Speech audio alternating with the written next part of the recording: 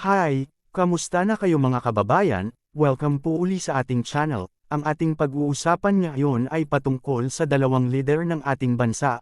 Ito ay ang ating presidente at ang ating vice-presidente. Unahin natin ang ating Pangulong Bongbong Marcos. Noong Mayo taong 2022 sa kasagsagan ng pangangampanya ng mga politiko para sa Pangulo at Vice-Presidente at mga Senador. Sa aking paglalakad sa kainaitan ng araw sa lugar ng Dagat-Dagatan Barangay Nabs, Navotas City, ay doon nakita ko sa di kalayuan nangangampanya ang ating Pangulo na noy di pa siya Pangulo ng ating bansa.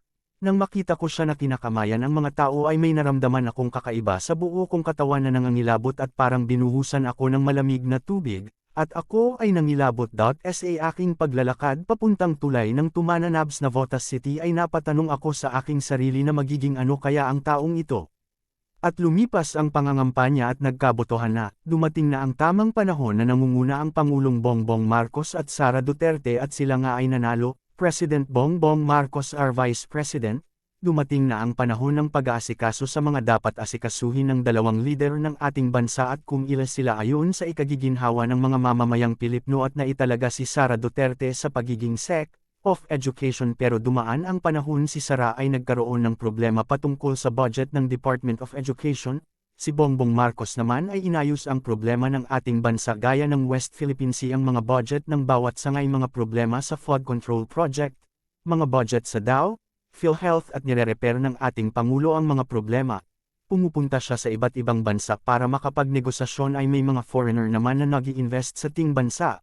May pinapagawa ang ating Pangulo kagaya na lamang ng ating mga flood control. Pinaimbitigahan niya ang mga anomalya sa DIP, samantalang ang Vice Presidente ay bise sa kanyang pangungulbat ng pera ng ating bansa, at nagsasalita na ng laban sa ating bansa at sa konstitusyon.